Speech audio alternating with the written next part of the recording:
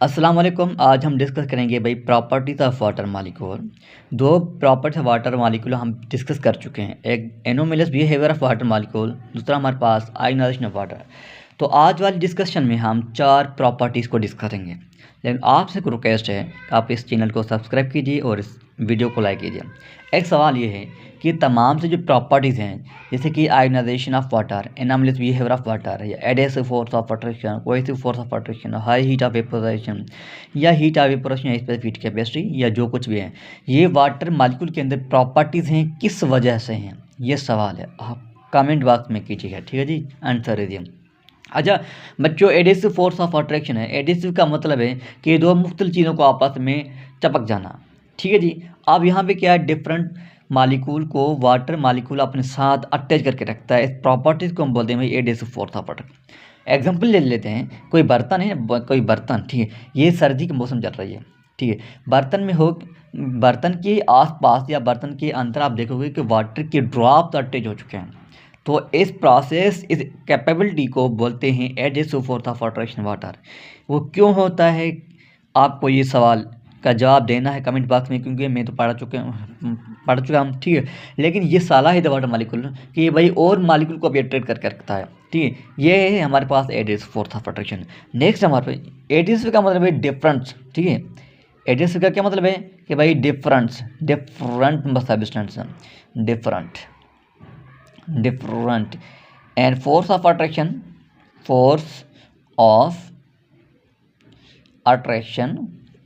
of water with different substances, इसको हम बोलते हैं भाई एडेसिव फोर्स ऑफ अट्रैक्शन। पानी की वो सलाहियत बाकी जो कि मुख्तलिफ चीज़ों को आपस में जोड़ के रखना या उनके साथ अटैच हो जाना, उनके साथ चपक जाना, इनको हम बोलते हैं एडेसिव फोर्स। नेक्स्ट हमारे पास है कोहेसिव फोर्स ऑफ अट्रैक्शन। अच्छा, ये बिल्कुल अपोजिट है। जबकि एडेसिव फोर्स ऑफ अट्रैक्शन क्या है, मुख्तलिफ चीज़ों के साथ। कोहेसिव फोर्स क्या है, पानी के खुद के मालिक्यूल के साथ। जैसे कि आपने कभी नल को चलाया होगा, ठीक है, ये नल आपने नल को चलाया है ना, ये आपने कभी नल को चलाया होगा, तो जैसे पानी निकलता है तो पानी के मालिक्यूल बिल्कुल फ्लो में एक सीक्वेंस में चलता रहता है। वो इसलिए क्योंकि एक मालिक्यूल दूसरे मालिक्यूल को अट्रैक्ट करता है, दूसरा तीसरे को अट्रैक्ट करता है। इस तरह से ये जो फोर्स ऑफ अट्रैक्शन है एन दी वाटर मालिक्यूल, इसको हम बोलते हैं भाई cohesive force of attraction. Water molecule की वो साला है जो कि खुद के मालिक्यूल को आपस में जोड़ के रखता है, that is called cohesive force of attraction, ठीक है। नेक्स्ट हमारे पास स्पेसिफिक हीट या हाई स्पेसिफिक हीट। पहले तो हमें पढ़ना चाहिए कि भाई स्पेसिफिक हीट है क्या चीज़। स्पेसिफिक हीट जिसको हम सी से इंडिकेट करते हैं, ठीक है जी। ये स्पेसिफिक हीट का मतलब ये है कि भाई किसी भी सब्सटेंस का 1 kg मास, ठीक है, उनको आप हीट करें।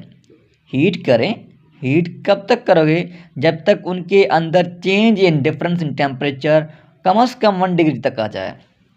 मिसाल लीजिए, आप वाटर को बॉयल करें, ठीक है, वाटर को बॉयल करें, सपोज कीजिए वाटर का जो करंट जो टेम्परेचर है वो हमारे पास है 25 डिग्री है, और वाटर का जो मास है हमारे पास 1 kg है।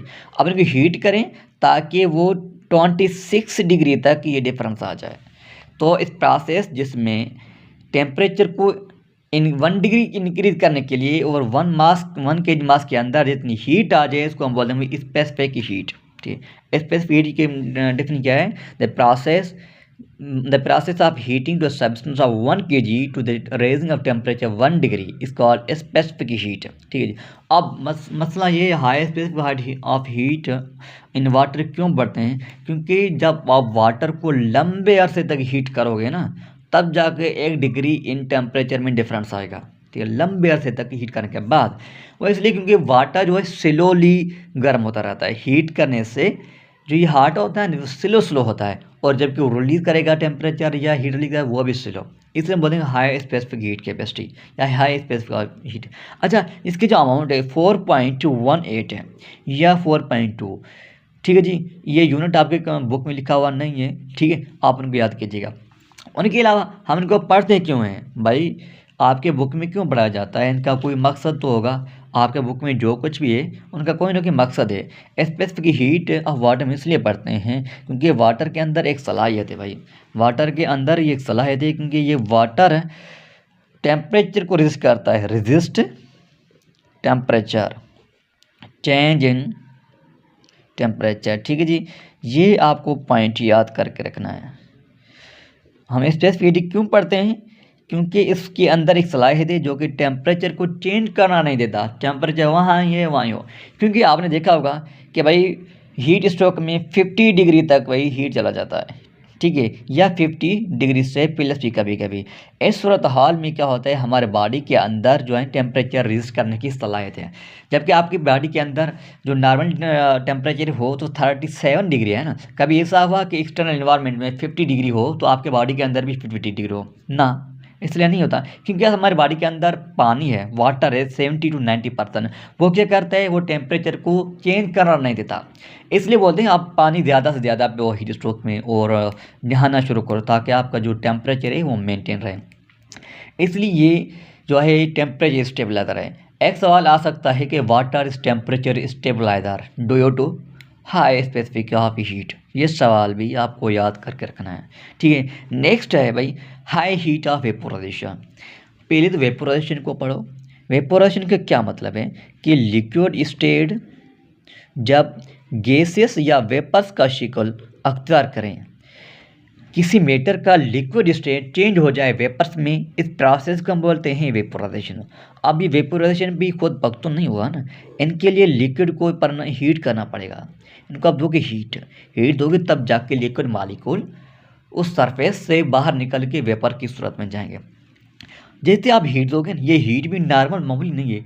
जैसे मैंने आपको हीट ऑफ कैपेसिटी पढ़ा क्या है कि लंबे अरसे तक के बाद उनके टेम्परेचर होता है। तो यहाँ पे जैसे टेम्परेचर रेज होगा तो तब जाके ये वेपर्स में होंगे। लेकिन 1 डिग्री टेम्परेचर रेज करने के लिए लंबे अरसे तक आपको हीट करना पड़ेगा। इसलिए हम बोलते हैं हाई हीट ऑफ वेपोराइजेशन। ठीक है, मतलब वेपर्स को चेंज कर, पानी के मालिक्यूल को वेपर्स में चेंज करने के लिए भी ऐसा हमें ज़्यादा से ज़्यादा हीट करना पड़ेगा।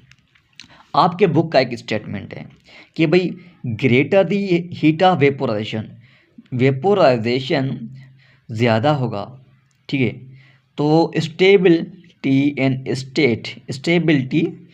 स्टेट भी ज़्यादा होगा। अब ये डायरेक्टली प्रोपोर्शनल है। जबकि लिक्विड चेंज होता है वेपर मॉलिक्यूल में तो लिक्विड का स्टेट जो चेंज हो जाता है, तो ये स्टेबल कैसा होगा? बच्चों समझने की बात यह है कि अगर वेपोराइजेशन का मतलब है लिक्विड स्टेट को वेपर में चेंज करना, तो एक और टर्मिनोलॉजी भी है जिसको हम बोलते हैं कंडेंसेशन। कंडेंसेशन से क्या मुराद है भाई? कंडेंसेशन से मुराद है भाई चीज़ों को बनाना कि वेपर जो है ना, ये वेपर्स आपस में मिलकर लिक्विड स्टेट को जन्म देते हैं through the process of condensation, the process in which vapour of molecule change into liquid form, the process called condensation. तो ये कंडेंसेशन और वेपोराइजेशन अपोजिट प्रोसेस है। इसलिए हम बोलते हैं कि भाई vaporization greater the vaporization the higher will be chance of stability in state.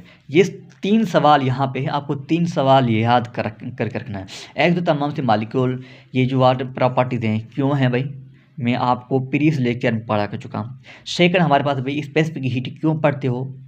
Third हमारे पास भाई water act with temperature stabilizer क्यों, किस प्रॉपर्टी की वजह से, क्या उनके अंदर कोहेसिव फोर्स है उनकी वजह से, क्या एडेसिव फोर्स है उनकी वजह से, क्या हीट ऑफ स्पेक्स की हीट ज़्यादा है इनकी वजह से, क्या हाई हीट ऑफ वेपोराइजेशन की वजह से। अच्छा एक और है भाई आपके बॉडी के अंदर है ना, ये जो है भाई दी वेपर्स डायरेक्टली प्रोपोर्शनल कंडेंसेशन क्यों है भाई? कंडेंसेशन इसलिए ताकि वेपर्स आपस में मिलकर लिक्विड बनाते हैं। तो ये हमारे पास वाटर मॉलिक्यूल एंड हो गया। इंशाल्लाह नेक्स्ट लेक्चर हमारे पास आएंगे कार्बोहाइड्रेट प्रोटीन। तब तक के लिए अल्लाह हाफ़िज़, थैंक यू वेरी मच।